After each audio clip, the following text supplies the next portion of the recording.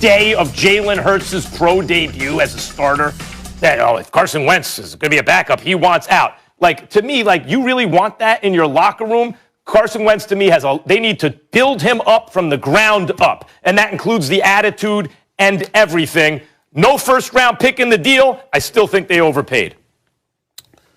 Well, I mean, I'm not going to debate that third-round pick, conditional second-round pick. I mean, basically what you're saying is that Carson Wentz should have been given away for a bag of cookies, okay? That's basically what you're saying. I mean, how dare anybody give any kind of compensation for him, how awful he has been? That's not how it works. When you have a trade, somebody gets something in return for somebody else's services. And when you think about Frank Reich being the head coach and the fact that he was the quarterback's coach and offensive coordinator for the Philadelphia Eagles the year they went to the Super Bowl, 13 of those games were with Carson Wentz as his quarterback, and they were 11-2 before Carson Wentz went down. And so I look at it from that perspective, and Frank Reich knows how to work with this particular quarterback. But there's something else that comes with it that I think we have to pay attention to. Pro Football Focus had the Colts ranked as like the 7th best offensive line in football.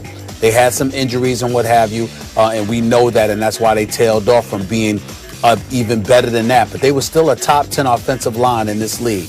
Why should that be relevant? Carson Wentz was sacked 50 times last year. 5-0. 50 times. The Philadelphia Eagles gave up 65 sacks as a team. 65 sacks. The Indianapolis Colts gave up 19.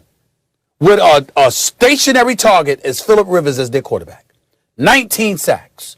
Think about that for a second here. So I'm Carson Wentz. Now, you could point to him holding the football a little bit too long, and it's really not about the offensive line. It was really about Carson Wentz holding the football, not getting rid of the football quick enough, et cetera, et cetera. You could do that.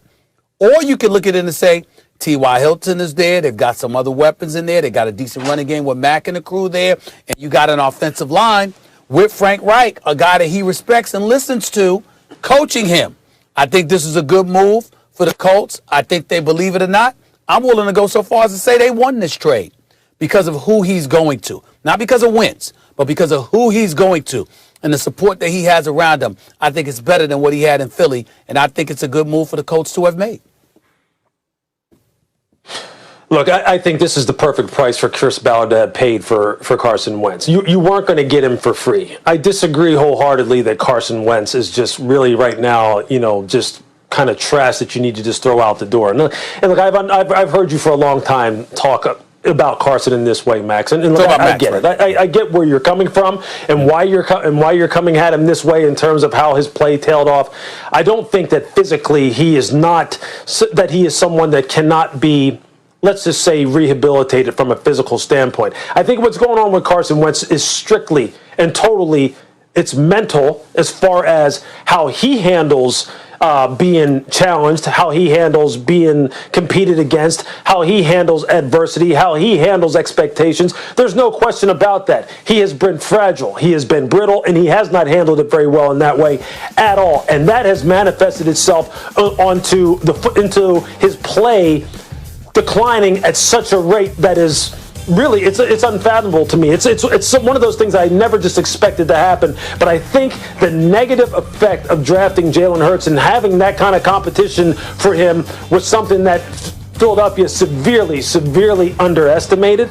And I'm not saying that they're wrong for it. I'm just saying they underestimated, and Carson did not handle it very well. That being said, going to Indianapolis is the very, very best place for him to go. It really was the only place for him to go if he's to have any chance to really get his mind right, first of all, and then have the kind of supporting cast that he needs in order to reclaim his status as one of the better quarterbacks in the NFL. I don't think there was any other place that he could go in order to achieve that. Frank Reich understands what makes Carson tick, how he fell off, the kind of things he's going to need to do for him on a personal basis in order to get him to play at a high level, keep his confidence up. He does have a much better offensive philosophy and or system with which Carson will now be able to, operate under. And I think right now, it's one of these situations where it's sink or swim for him. It's all or nothing now for him in Indianapolis, because if it doesn't work out there, I believe his career is over. It's done. He will be out of the league very quickly. Hold on. Guys, real quickly, I just wanted to make sure I made a correction because I mentioned Marlon Mack. I mentioned Mack initially, but I meant Jonathan Taylor because I know he's the leading rusher for them this past year. But go ahead. Yeah. Yeah, Stephen A., I just want to say, I think the two of you, if I combine the points, hit on it. Indianapolis is clearly the best chance Carson Wentz has because, yeah, DiFilippo's in Chicago, but there's no O-line. And Stephen A., you hit the nail on the head in Indianapolis.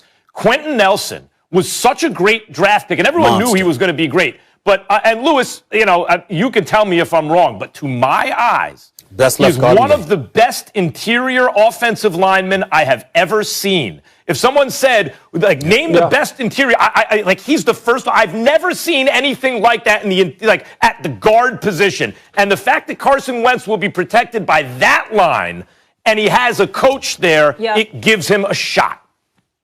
The number one thing Carson's going to need to do is rehab himself mentally, period. And Frank is the only person really who can help him do that at this point. That's right. If it doesn't work out here, I'm telling you, his Same career's going to page. be When done. Frank was the OC, he had the best QBR in the league. All right, Lewis, we got to say goodbye to you. Thank you so much for the analysis. As always a pleasure. When we come back, much more on the breaking news of the day. Of course, Carson Wentz is an Indianapolis Colt. Don't go anywhere. It's First Take.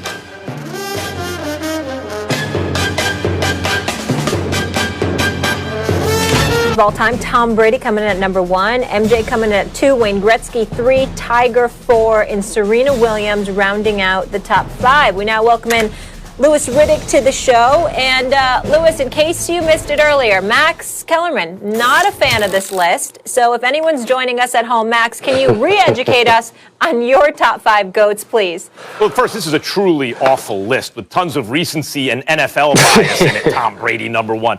In order to be the GOAT of all GOATs, you have to usually be considered the best player in your sport. Tom Brady rarely was, in fact. There were years where Peyton Manning was considered better, Aaron Rodgers was considered better. He had some years where he was considered number 1, but not like Michael Jordan, who